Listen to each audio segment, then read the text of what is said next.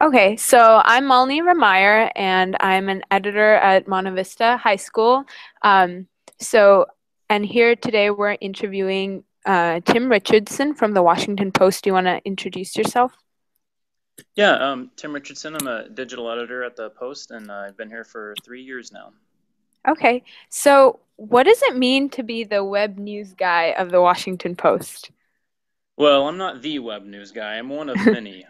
That's it's we have 600 or so editorial employees, and so there are many who have jobs focused on the web and our digital content. So my purview specifically is anything that originates from the local desk, which also includes some national stories such as education and transportation and some other things.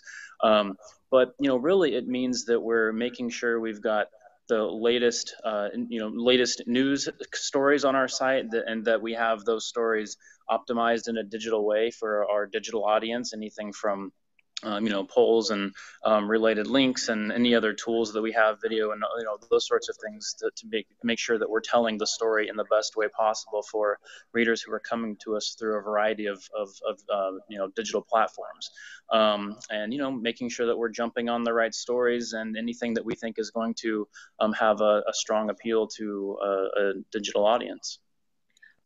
Considering all that you have to like optimize, what does a typical workday look like for you? So in the morning, I'm kind of looking at the competition and also what's trending on social media, to see that we have stories, or if there are stories that we need to jump on. And I mean, really, that's a kind of throughout the day process. But we have reporting staff that starts early in the morning to jump on those sorts of stories, and then we're really continuing that throughout the day. And there's constant contact with our homepage editors and a variety of desks throughout the newsroom to make sure that everyone is kind of joining forces to provide the best news report on our digital platforms as possible. So most people have this idea of the typical journalist, but considering the the new process that you have here, what is the typical skill set that a reporter should have? We like for reporters to be able to, kind of be in charge of his or her own story from inception until publication, and then even post publication. So, for example, if a reporter has an idea, this isn't just an everyday story. If it's say a smaller story about a county commission precinct, you don't need to get other people involved. But for a higher profile story. From the beginning, we would get graphics and video and the social team involved, and whoever needed to be there, design and any other related desk.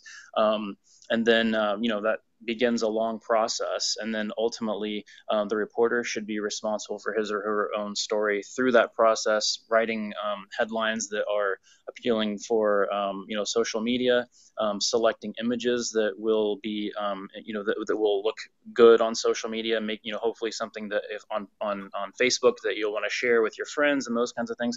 And then really following through even post publication. I mean, there might be comments on the story that somehow, lead us in some sort of direction that might warrant an additional story, or there might be some sort of breakout from that story that we put into a separate file. So we have two Mhm. files on that story, and maybe we create a poll. Really, ideally, the reporter is sort of kind of shepherding the process in a way, with editors as well, but Mhm. is kind of responsible for everything from the beginning to the end. So what kind of stories are the most common when you see this like in this intersection of technology and journalism? I mean, we see a variety of stories. There's no, it's hard to put your finger on it. And if there was one sort of, one set of story, I think that it would make things easier because we would just kind of go to that well often. But it's not that easy. We see a variety of stories every day. Are among our most read stories, Mhm. and it's not always about getting the story that's the most read. I mean, certainly we're here to do important big J journalism, and those oftentimes aren't the stories that are getting the most page views. So it's really it's fighting that. It's coming up with that right mix every day. There are stories you have to cover. There are stories that you cover because there's a strong interest, that the audience has a strong interest in it. And so it's just kind of finding, that middle ground every day. And in the end, we want to produce content that our readers are finding important and that they're clicking on and that they're sharing. So yeah, there's lots of things that will go into that decision making. So how does like so you mentioned like how they have to consider a lot of different things when when publishing it and promoting it on social media, but then you also have these bigger like you said, big J journalism stories. So what do you guys consider when you guys try to find that balance, that middle ground? Well, I think there are some stories that are it will require maybe video to do a special project. Maybe the graphics team is getting involved to create something big. And in the end, every department has to kind of decide on its own.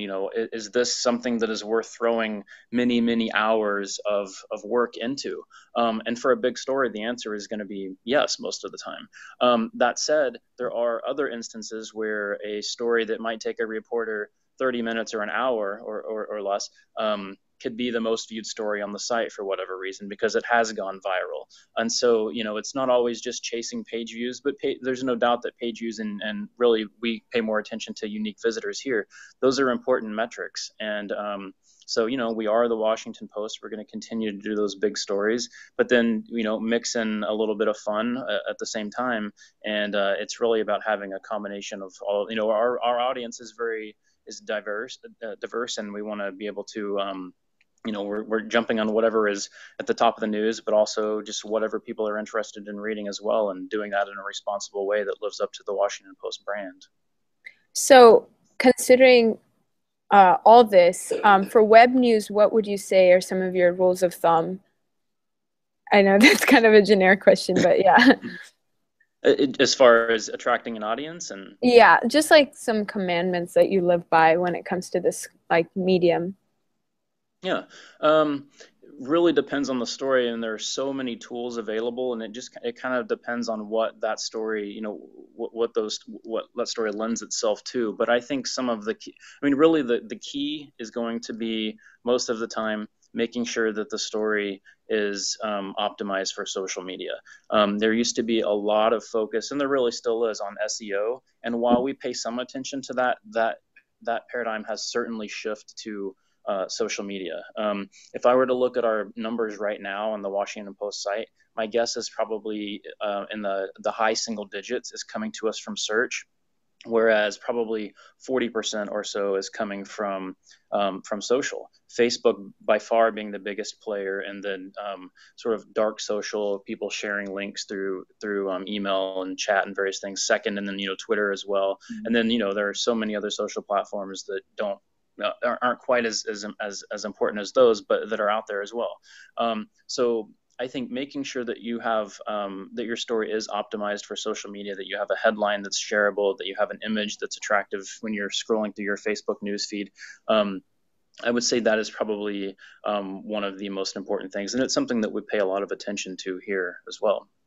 So what would you say are some of those things that would attract people on social media that you include in your stories? There are always key words for headlines, things like how, sometimes, now, Mm-hmm. those are really, they don't always fit, and if you overuse them, then no one's going to continue to click on stories that. I guess one of the big things is if we use a headline that isn't just a straightforward headline that you might read in the paper, it has to live up to its promise. We don't want to write a headline that is just clickbait, where you're clicking through and you're not finding, what the headline that the headline didn't live up to its promise, and that's crucial. You don't want to trick your readers into clicking on content because you lose them, and all you have is your your trustworthiness. Mm-hmm. Yeah. Okay, and are there any common misconceptions when it comes to web journalism? I think I don't know. I think that there's sometimes is a perception that maybe writing is less important, and that sometimes you can play loose with facts. And I think sometimes that there is that perception out there because the barriers to entry for creating a website are way smaller than a big a major newspaper. But at the same time, that's just not true, and that's the quickest way to lose your credibility. Facts are every much as important on the internet and on digital platforms as they are in print. There's no question about that. And so and writing is also a trait that is you have to do it well.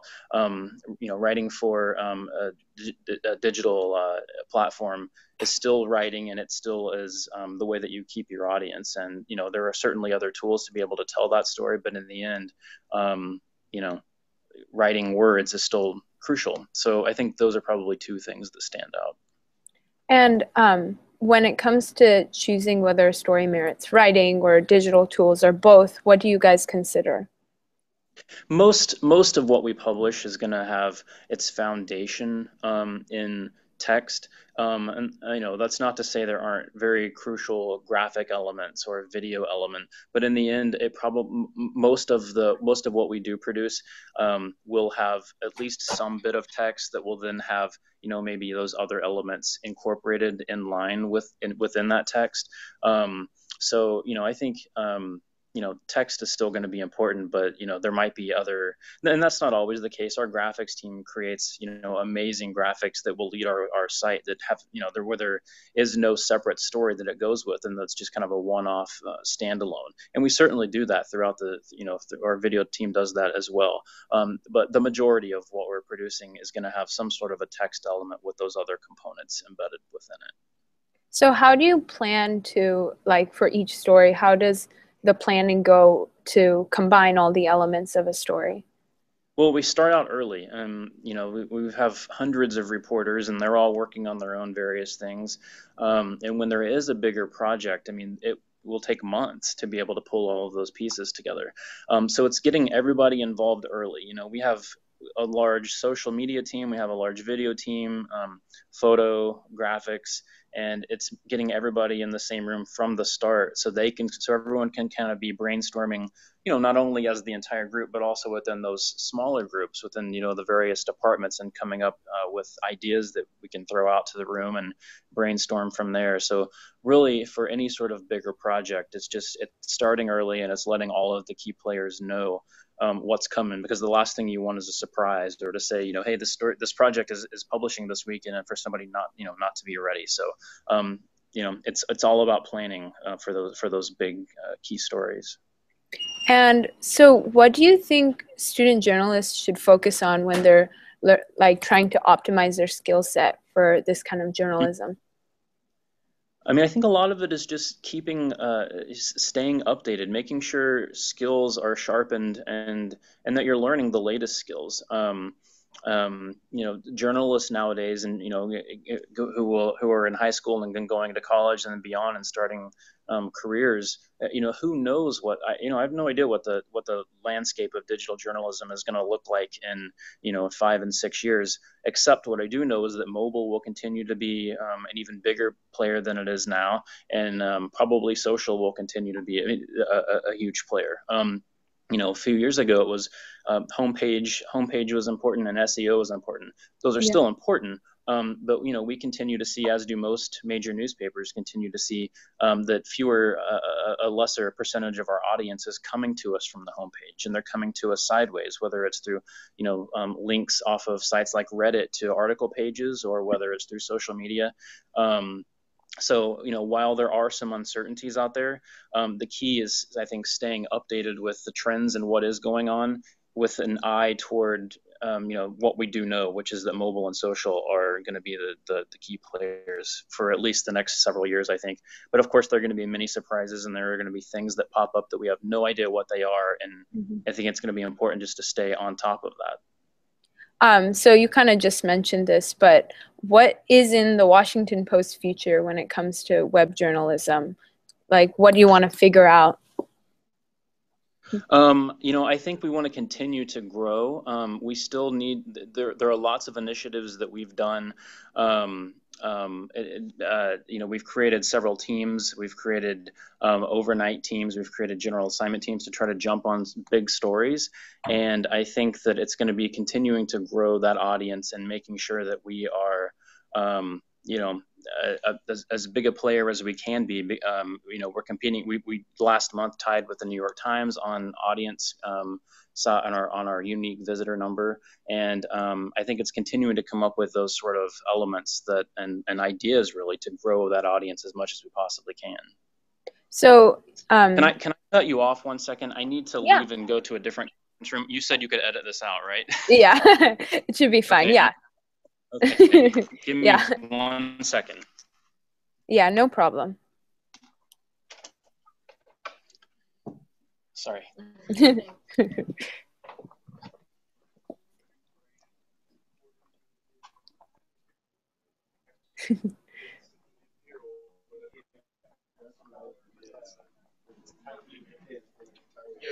thing. So that exactly. So I would put something behind it. Why I guess I do connection with the chart.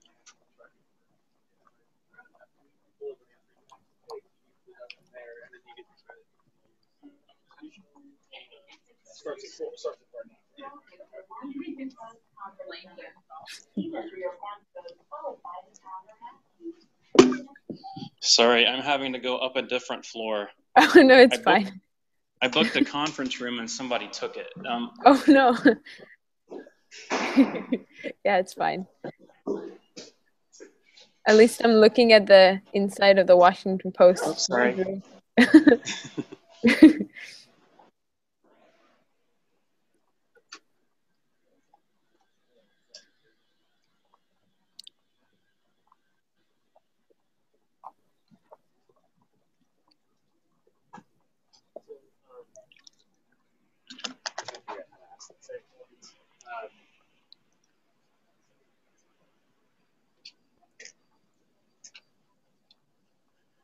Hey, Mike, can I use your office for, okay, thanks.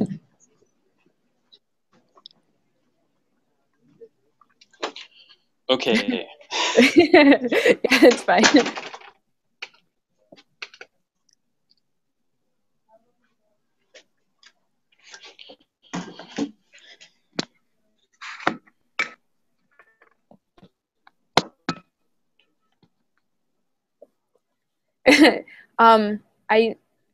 I'm not sure if I can hear you. Can you hear me now? Oh yeah. Okay. Okay, great. So you were talking. Sorry about that. Yeah, no, it's fine. So you were talking about how a reporter. Let me try to move. It looks like I have a light in my.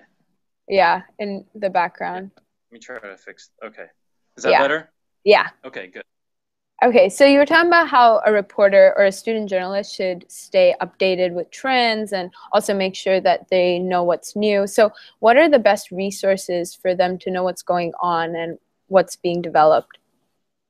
I think it's important to, if you can follow industry publications, such as, Pointer and things like that. But really, I think one of the key things and what I do is I like to follow smart people on Twitter. I mean, everybody, it seems, in this industry is on Twitter.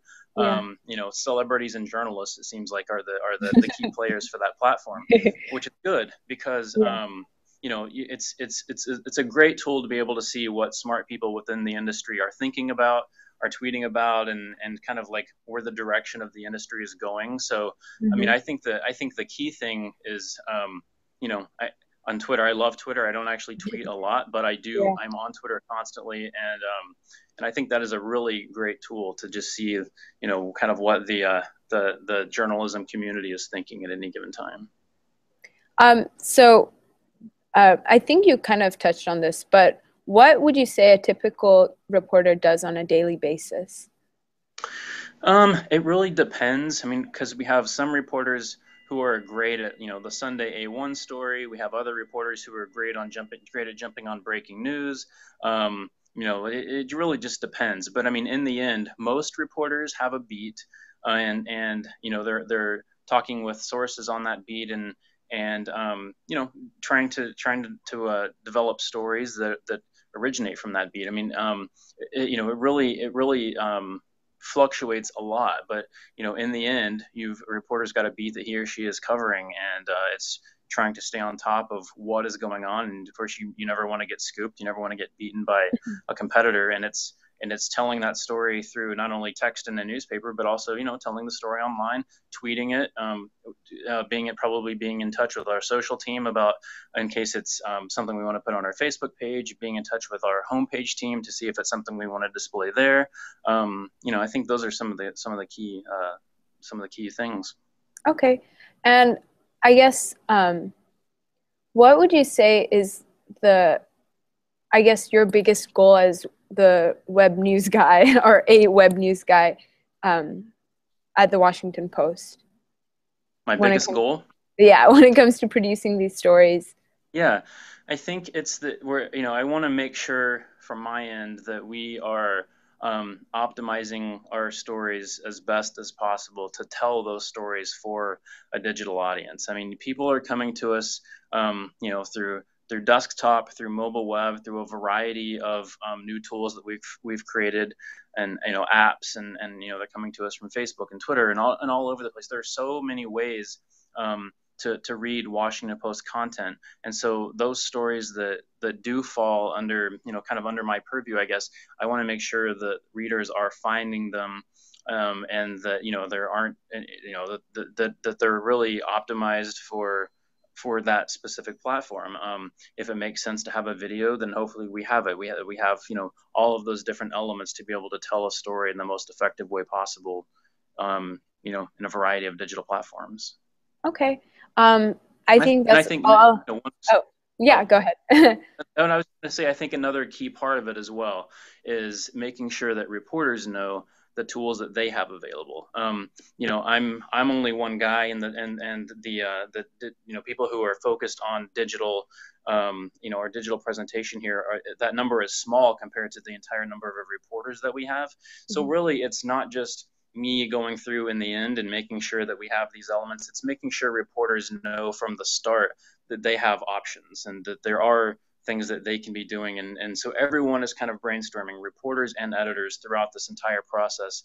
And then in the end, delivering a product that, that we're all proud of. Okay. I think that's all the questions I had. Anything you wanted to add that I didn't get to for student journalists? I guess I would just say that, that while it is kind of a tough time in parts of the industry, we've seen numerous media organizations have laid off journalists, some in large numbers, and in some ways some might say that it is a scary time, but I mean, I think that it's a really great opportunity, because we have this ability to tell stories in a way that we've never told them before. The industry certainly is changing, and it's going to continue to change in a very rapid way over the next several years. I mean, I don't think there's any end to it. So there are pressures on us, but at the same, financial and otherwise, but really, I think there's so much opportunity out there, and I think it's a really exciting time to be a part of it. Okay. Thank you for the interview. Let